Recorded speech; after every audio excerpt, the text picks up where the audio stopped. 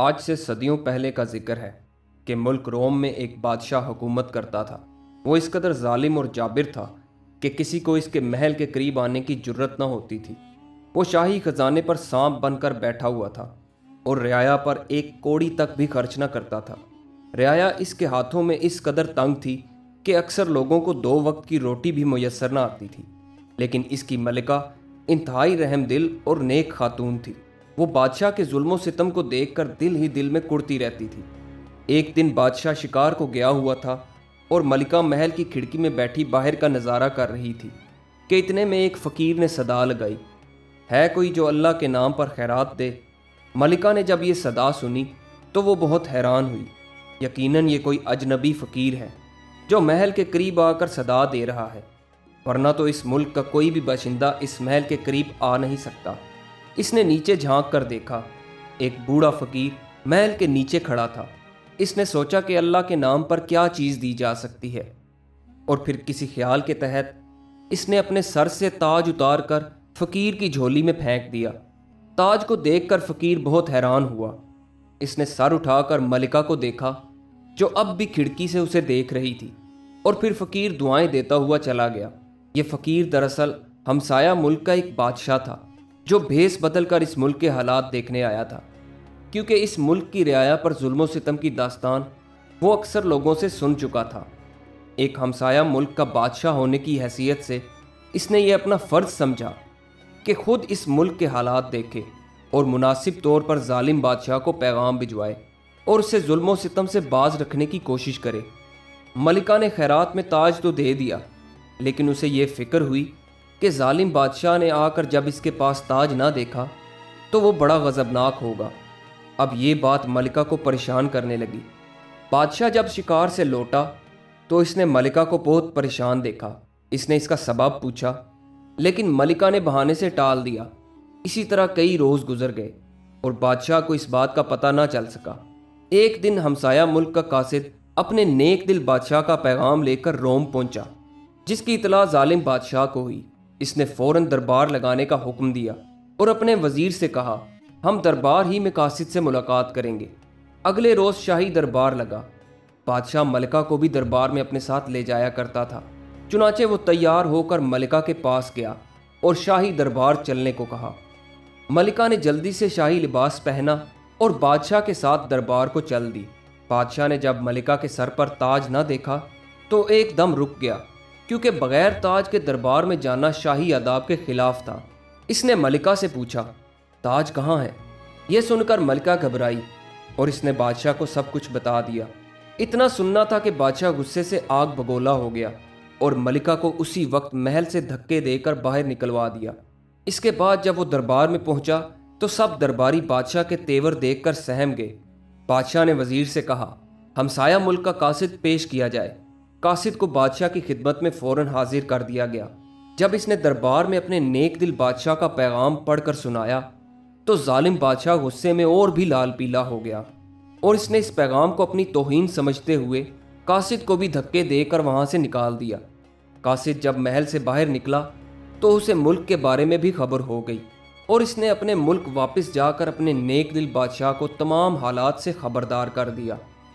یہ سن کر نیک دل بادشاہ کو بہت رنج ہوا۔ رحم دل ملکہ صرف میری وجہ سے محل سے نکالی گئی ہے۔ اس نے فوراً اپنے سپاہیوں کو ملک روم بھیجا کہ وہ ملکہ کو تلاش کر کے بڑی عزت و احترام کے ساتھ اس کے حضور پیش کریں، لیکن بہت دوڑ دھوپ کے باوجود جب سپاہی ناکام واپس لوٹے تو بادشاہ خود گھوڑے پر سوار ہو کر ملکہ کی تلاش کے لیے چل دیا۔ آخر اسے ایک جنگل میں پھٹے پرانے کپڑوں میں ملکہ مل گئی، جسے دیکھتے ہی وہ فوراً پہچان گیا اور بولا، بیٹی مجھے معاف کر دو، میری وجہ سے ہی تمہیں آج یہ برا دن دیکھنا نصیب ہوا۔ رحم دل ملکہ یہ سن کر بہت حیران ہوئی۔ نیک دل بادشاہ نے حیران ہوتے ہوئے اسے دیکھا اور بولا، بیٹی میں ہی وہ فقیر ہوں جسے تم نے خیرات میں تاج دیا تھا۔ میں تمہارے ہمسایہ ملک کا بادشاہ ہوں۔ جب میں نے تمہارے ملک کے بادشاہ کے ظلم و ستم کی داستانیں سنی تو بھیس بدل کر تمہارے ملک کی رعایا کے حالات معلوم کرنے آیا تھا۔ یہ سن کر رحم دل ملکہ کو کچھ تسلی ہوئی اور وہ نیک دل بادشاہ کے ساتھ اس ملک کو روانہ ہو گئی۔ بادشاہ کے ہاں کوئی اولاد نہ تھی، اس نے اسے اپنی بیٹی بنا لیا۔ بادشاہ چونکہ بہت بوڑھا ہو چکا تھا इसी वजह से इसने अपना ताजो तख्त भी उसे सौंप दिया और खुद याद इलाही में मशगूल हो गया।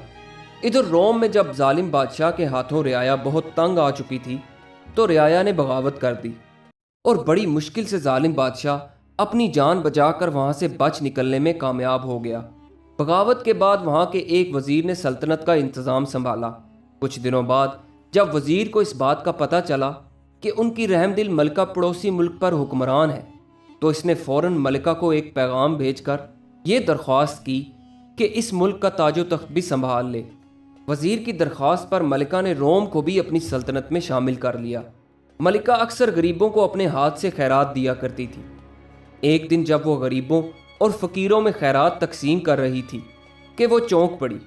इसके सामने बहुत ही बुरी हालत में एक भिखारी के रूप में इसका शोहर यानी इसका जालिम बादशाह हाथ फैलाए खड़ा था, जिसे इस हालत में भी वो फ़ौरन पहचान गई। लेकिन इसका शोहर उसे ना पहचान सका क्योंकि मलिका ने अपने चेहरे पर नकाब डाल रखी थी।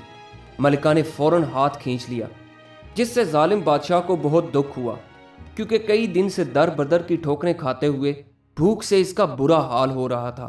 जब वो मायूस होकर जाने लगा तो मलिका के सिपाही इसको पकड़कर अपने साथ ले गए और उसे पहनने के लिए अच्छा लिबास दिया। बादशाह ने नहाकर लिबास बदला। सिपाहियों ने इसके सामने खाना लाकर रख दिया। वो हैरान था कि आखिर इस पर इतनी मेहरबानी क्यों? क्या मुझे पहचान तो नहीं लिया गया कि मैं रोम का बादशाह हूँ? जब वो खाने से फारिग हुआ तो सिपाही उसे दरबार में ले गए। इसने जब अपने तख्त पर अपनी मलिका को बैठे हुए देखा तो मारे नदामत के इसका सर झुक गया। इसको अपने तमाम मजालिम एक एक करके याद आने लगे और भरे दरबार में इसने अपनी मलिका से माफ़ी मांग ली। मलिका ने भी उसे फराख दिली से मुआफ़ कर दिया क्योंकि वो मुसीबतें सहते सहते ये जान चुका था कि गरीबों पर जुल्म करना बहुत ही बुरी बात है। इसने सच्चे दिल से तौबा कर ली। मलिका ने बड़ी इज्जत और एहतराम के साथ उसे दोबारा शाही तख्त पर बिठा दिया और बोली, आलीजा, अल्लाह का शुक्र है कि वो आपको सीधे रास्ते पर ले आया।